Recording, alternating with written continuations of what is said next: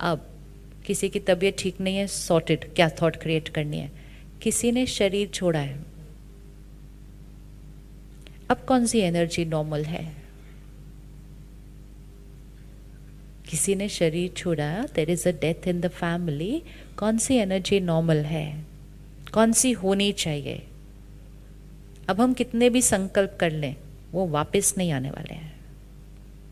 तो ये वो सिचुएशन है जो हमारे कंट्रोल में नहीं है। लेकिन इस सिचुएशन में आगे हमें एनर्जी को कहाँ लेके जाना है, वो पूरी तरह से हमारे कंट्रोल में है। अगर अपने आप को एक सेकेंड उधर रखिएगा, अगर हम अपनी फैमिली में इस शरीर में हैं और आज हम इस शरीर से बाहर निकलते हैं और इस फैमिली को छोड़ के हम आगे कहीं चले जाते हैं, एंड वो आत्मा इस शरीर से निकलकर माँ के गर्भ में प्रवेश कर देती है, वहाँ बैठकर उस आत्मा को कौन सी थॉट्स चाहिए पीछे वाले परिवार से? फिर भी आप क्या सुनना चाहेंगे? अगर आप आगे चले गए और आप अपने पीछे के परिवार से क्या सुनना चाहेंगे? जस्ट सोचो, क्योंकि एक रियलिटी है, हम भी जाएंगे आगे एक दिन, हम भी जाएंगे आगे एक दिन। हम आगे गए, हम यहाँ एंटर कर गए, लेकिन हमें पीछे वालों की सारी बातें सुनाई दे रही हैं। क्या सुनना चाहेंगे?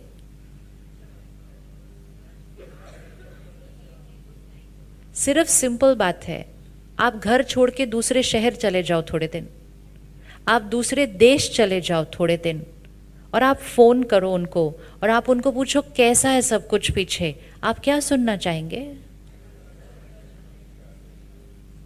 अगर आप जब उनको फोन करो तब वो बोले नलके में पानी नहीं है, ये गिर गया, वो टूट गया, ये ठीक नहीं हो रहा, वो ठीक नहीं हो रहा, आप क्यों चले गए, मुझे छोड़ के क्यों चले गए, प्लीज वापस आ जाओ, आपके बिना मेरा घर नहीं चलता, आपके बिना मेरा जीवन नहीं चलता, तो आप वहां बैठे कैसे हो जाएंगे? आप वहां बैठे कैसे हो जाएंगे? अब वहां बैठे तो आप फिर भी वापस आ सकते हैं, लेकिन that soul which has moved on the journey, वो वापस नहीं आ सकता। हमें उनको कौन सी थॉट्स भेजनी चाहिए?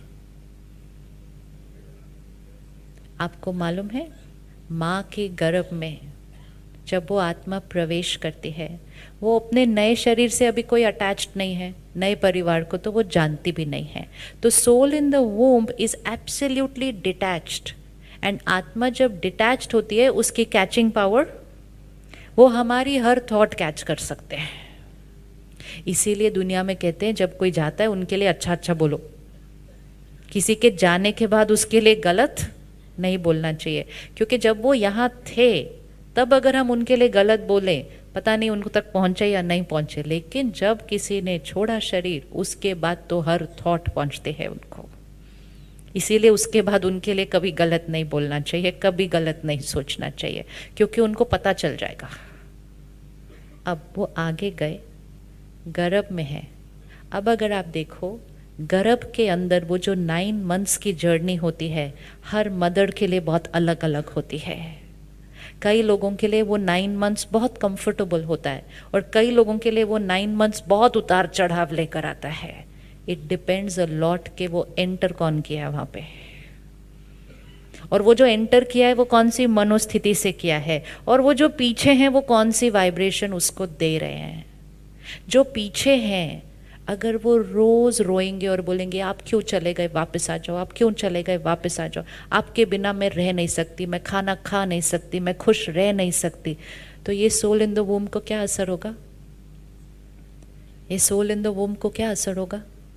ये दुखी होगा, परेशान होगा, उदास होगा, वहां की तरफ खिंचता जाएगा।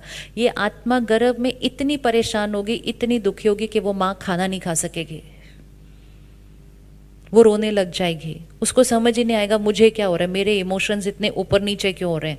वो मदर के इमोशंस नहीं होते, वो गर्भ में बैठी हुई उस आत्मा के इमोशंस ऊपर नीचे हो रहे होते हैं। तो पीछे वाले परिवार को क्या भेजना चाहिए? पीछे वाले परिवार को क्या भेजना चाहिए मैसेज? हम प्यार करते हैं ना उनसे, हम अगर प्यार करते हैं ना उनसे, तो हम उनके अच्छे के बारे में सोचेंगे, उनका वो कॉस्ट्यूम फिनिश हो गया, उनका नया कॉस्ट्यूम बहुत सुंदर बन रहा है, उनके लिए सब अच्छा हो रहा है आगे। हमारा रोल क्या है सिर्फ कि हमें उनको कौन सी एनर्जी भेजनी है। तो हमें क्या मैसेज भेजना चाहिए पीछे सब, हमें क्या मैसेज भेजना चाहिए पीछे सब, बोलिए एक बार, पीछे सब। आपको रोज एक थॉट भेजना चाहिए, हम सब बिल्कुल ठीक हैं। हम ये नहीं बोलते हम कैसे जिएंगे। सी थॉट, इसीलिए think right in every situation. हम सब बिल्कुल ठीक हैं। आपकी याद हमें हमेशा आएगी, याद तो हमेशा आएगी, लेकिन रोने वाली याद या प्यार वाली याद, दो बातों में तो फर्क है ना। पॉजिटिव एनर्जी के साथ याद या परेशान होकर याद, दो बातों में तो फर्क है ना। अब वो एनर्जी से हम पर भी असर होगा, घर में जो हमारे साथ है उनके ऊपर भी असर होगा, आत्मा जो आगे गर्भ में चली गई उसके ऊपर भी असर होगा। तो सबसे ज़्यादा स्टेबल इस सिचुएशन में होना चाहिए जब आत्मा गर्भ में एंटर कर गई वहाँ जाकर, क्योंकि वो हमारी सारी वाइब्रेशंस को क्या कर रही है, कैच कर रही है। इसीलिए उस परिस्थिति में तो सबसे ज़्यादा ज़रूरी है उस पर, क्योंकि वो एक परिस्थिति, वो एक ही परिस्थिति है सिर्फ जिसको हम कंट्रोल नहीं कर सकते, मतलब वो आत्मा वापस नहीं आ सकती है। तो ऐसी परिस्थिति जो बिल्कुल हमारे कंट्रोल में नहीं है, उसमें तो हमें स्टेबल रहना बिल्कुल इम्पोर्टेंट है। एक बहन आई थी 2-3 साल पहले के साथ, उसके साथ ऐसा हुआ। तो वो अमेरिका में रहती हैं, तो कहती एक दिन मैंने टीवी ऑन किया, प्रोग्राम देखा, तो यही एपिसोड आ रहा था कि अगर डेथ हो तो क्या सोचना है। कहती है मेरे को समझ आ गई बात कि आत्मा जो आगे जाएगी उसको दर्द तो नहीं देना चाहिए। तो मैंने उस दिन डिसाइड किया कि अगर मेरे फैमिली में कभी किसी की डेथ होगी ना, मैं तो नहीं रोने वाली और दर्द देने वाली। First time she saw episode, 4th day, 4 दिन देखा प्रोग्राम, 4th डे उसके 21 ईयर ओल्ड बच्चे की डेथ हो गई एक्सीडेंट में। वो उसने अपना अनुभव सुनाया आके माउंट आबू में। शी सेड मैंने फ़ोन उठाया, मुझे मैसेज मिला, लेकिन जैसे ही मैंने बात सुनी, मैंने फर्स्ट थॉट क्रिएट की, मैं मेरे बेटे को किसी का दर्द जाने नहीं दूंगी अभी। It's love for the child, love for the child. कहती I am not going to allow negative energy to reach my child now.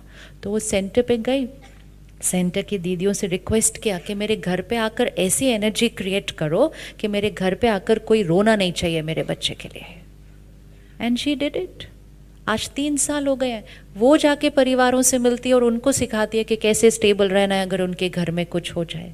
तो इसका मतलब ये थोड़ी है कि बेटे की याद नहीं आती है, इसका मतलब ये थोड़ी है कि बच्चे को मिस नहीं करना है। इसका मतलब सिर्फ ये है कि अंडरस्टैंड करना है कि मुझे अपने बच्चे को कौन सी एनर्जी भेजनी है, और लाइफ की सबसे डिफ़िकल्ट सिचुएशन में भी सही सोच कर उस आत्मा का भी आगे भाग्य बदल देना है, क्योंकि वो दुआएं लेकर जाएंगे यहाँ से। सिर्फ प्रेयर करके नहीं शांति भेज सकते, सारा दिन शांति की थॉट भेजनी है। पूजा पाठ क्यों किया जाता है उस टाइम? ताकि पूरा परिवार कैसे हो जाए, शांत हो जाए। क्यों शांत होना इम्पोर्टेंट है? उस आत्मा के लिए बहुत इम्पोर्टेंट है। तो हर सिचुएशन में थॉट्स किसकी चॉइस है? हर सिचुएशन में थॉट किसकी चॉइस है? हमारी है। कोई भी ऐसी परिस्थिति नहीं जिसमें हम सही सोच सकते नहीं, कोई भी नहीं है परिस्थिति। And most important power of our thoughts, कि हमारे सोच से इस एक परिस्थिति को छोड़ के बाकी तो हमारी सोच से हर परिस्थिति चेंज हो सकती है।